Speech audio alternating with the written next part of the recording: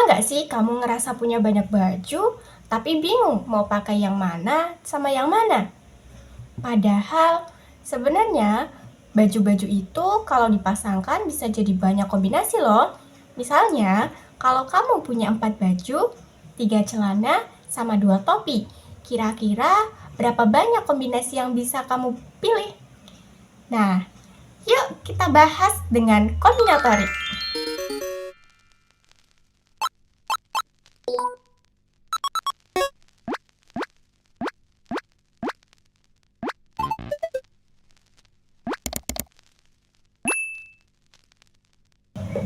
Oke, jadi hari ini saya akan membahas contoh soal yang berkaitan dengan kombinatorik.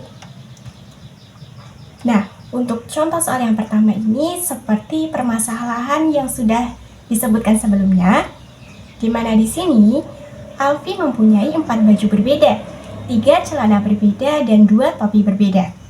Jika dia ingin memakai satu baju, satu celana, dan satu topi, tetapi celana hitam tidak boleh dipakai bersama topi merah. Berapa banyak kombinasi pakaian yang dapat Alfi pilih? Dari permasalahan tersebut, kita bisa memisalkan bahwa 4 baju berbeda yang dimiliki Alfi ada baju kotak-kotak, baju oranye, baju pink, dan baju putih. Kemudian, untuk 3 celananya ada celana putih, celana coklat, dan celana hitam. Sementara untuk 2 topinya ada topi merah dan topi hitam. Dari pakaian yang Alfi punya itu, kombinasi yang mungkin muncul di antaranya ada baju kotak-kotak, celana putih, topi merah. Bisa juga baju oranye, celana coklat, topi hitam, atau baju pink, celana hitam, topi hitam, kemudian baju putih, celana putih, topi merah, dan seterusnya. Jika dipasangkan satu persatu, akan muncul kombinasi lain pakaian yang dapat Alfi pilih. Nah, tapi jika kita memasangkan satu persatu, maka akan memakan waktu yang banyak. Apalagi jika nanti kasusnya menggunakan angka yang lebih besar dari ini, misalnya ratusan, jadi di sini kita bisa menggunakan aturan perkalian. Kenapa menggunakan aturan perkalian? Nah, karena Alfi ingin memakai satu baju, satu celana, dan satu topi, di mana artinya 3 jenis pakaian ini yaitu baju, celana, dan topi akan dipakai oleh Alfi. Bukan baju atau celana atau topi, tapi baju dan celana dan topi. Sehingga kita bisa memasukkannya menjadi 4 dikali 3 dikali 2 sama dengan 24. Dengan 4 adalah jumlah baju, 3 adalah jumlah celana, dan 2 adalah jumlah topi. Nah, tapi di sini terdapat syarat. Celana hitam tidak boleh dipakai bersama topi merah. Maka kita perlu menghitung banyak kombinasi yang tidak boleh dipakai Alfi, yaitu 1 dikali 1 dikali 4 sama dengan 4. Dengan 1 adalah celana hitam, yaitu celana yang tidak boleh dipakai bersama topi merah. Kemudian 1 selanjutnya adalah topi merah, yaitu topi yang tidak boleh dipakai bersama celana hitam. Dan yang 4 adalah jumlah baju. Kenapa di sini menggunakan 4 atau total semua jumlah bajunya? Karena ada kemungkinan keempat baju itu dipasangkan dengan celana hitam dan topi merah. Jadi, untuk menghindari kemungkinan yang tidak diinginkan Alfi, maka 4 baju ini ikut kita masukkan. Sehingga jumlah kombinasi yang dilarang adalah 4 kombinasi. Nah, jadi kita bisa menghitung banyak kombinasi pakaian yang dapat Alfi pilih adalah 24 dikurangi 4, sama dengan 20 kombinasi. Dengan 24 ini adalah kombinasi seluruh pakaian yang bisa Alfi pilih, dan 4 adalah kombinasi yang tidak boleh Alfi pilih. Selanjutnya, untuk contoh kedua, pengurus suatu organisasi terdiri dari seorang ketua, seorang wakil, dan seorang bendahara. Banyaknya susunan yang mungkin terbentuk dari 10 kandidat dengan syarat tidak ada jabatan rangkap adalah di sini kita menggunakan rumus permutasi. Kenapa menggunakan rumus permutasi? Karena di dalam soal terdapat syarat tidak ada jabatan yang rangkap. Artinya, jika satu kandidat sudah terpilih menjadi ketua, artinya satu kandidat tersebut tidak boleh lagi menjadi seorang wakil atau bendahara. Begitu juga seterusnya. Dengan rumus permutasi, yaitu P NR sama dengan N faktorial per N min R faktorial. Dengan N di sini adalah jumlah kandidatnya ada 10, dengan R-nya yaitu jumlah pengurus yang akan dipilih sebanyak 3 orang. Kita masukkan ke dalam rumus, sehingga permutasi 3 dari 10 adalah 10 faktorial per 10 min 3 faktorial. Sama dengan 10 faktorial per 7 faktorial, kita jabarkan menjadi 10 dikali 9 dikali 8 dikali 7 faktorial per 7 faktorial. Nah, di sini 7 faktorialnya bisa kita bagi, sehingga tinggal 10 dikali 9 dikali 8 sama dengan 720. Jadi, banyaknya susunan yang mungkin terbentuk adalah 720 susunan.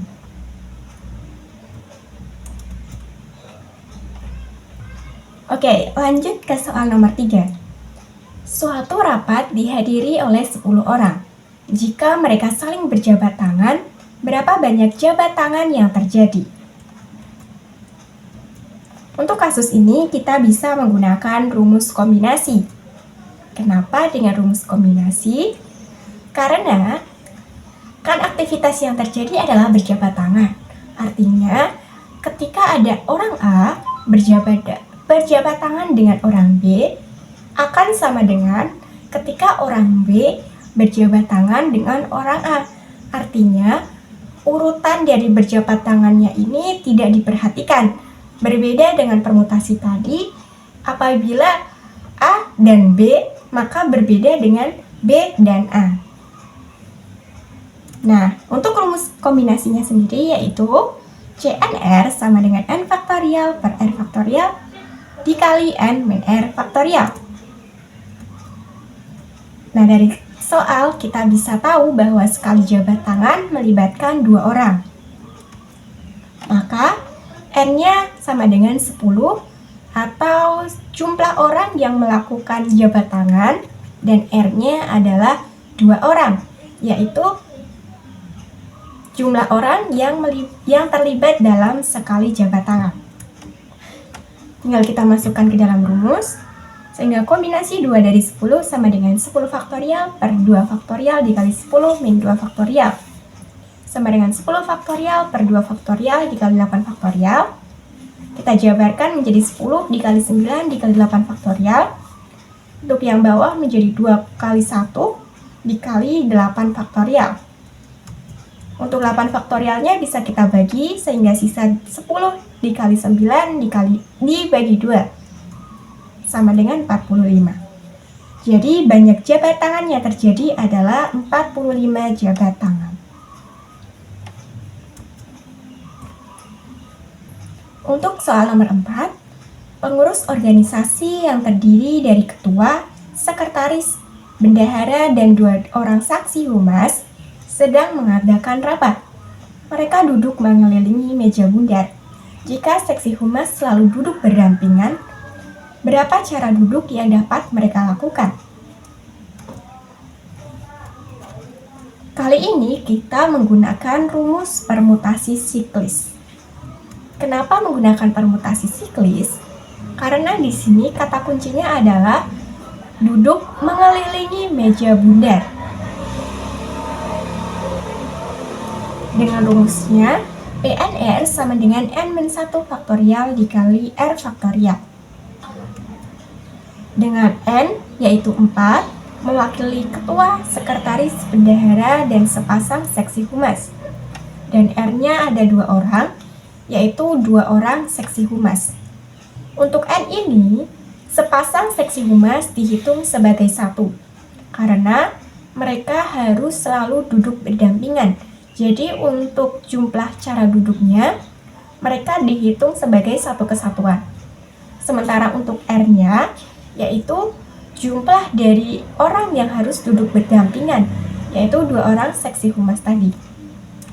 Sehingga kita masukkan ke dalam rumus, menjadi permutasi dari 2 dari 4 sama dengan 4 min 1 faktorial dikali 2 faktorial. Menjadi 3 faktorial dikali 2 faktorial, dijabarkan menjadi 3 dikali 2 dikali 1 dikali 2 dikali 1, sama dengan 12. Jadi, banyak cara duduk yang dapat mereka lakukan adalah 12 cara.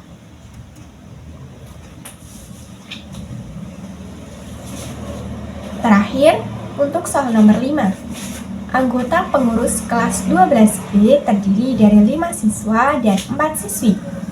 Dari anggota pengurus tersebut, akan dipilih 3 siswa dan 2 siswi untuk mengikuti rapat OSIS. Banyak cara pemilihan yang dapat dilakukan adalah, kali ini kita menggunakan lagi rumus kombinasi. Kenapa menggunakan rumus kombinasi?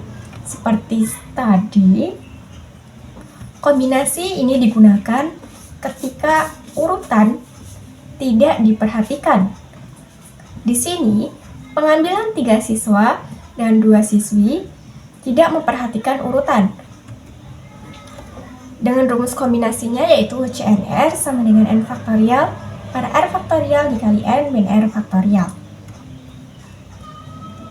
Kemudian untuk banyak cara pemilihan siswa yang terdiri dari 5 siswa dan diambil 3 siswa, maka kombinasi 3 dari 5 menjadi 5 faktorial per 3 faktorial dikali 5 min 3 faktorial, sama dengan 5 faktorial per 3 faktorial dikali 2 faktorial, dijabarkan menjadi 5 kali 4 dikali 3 faktorial.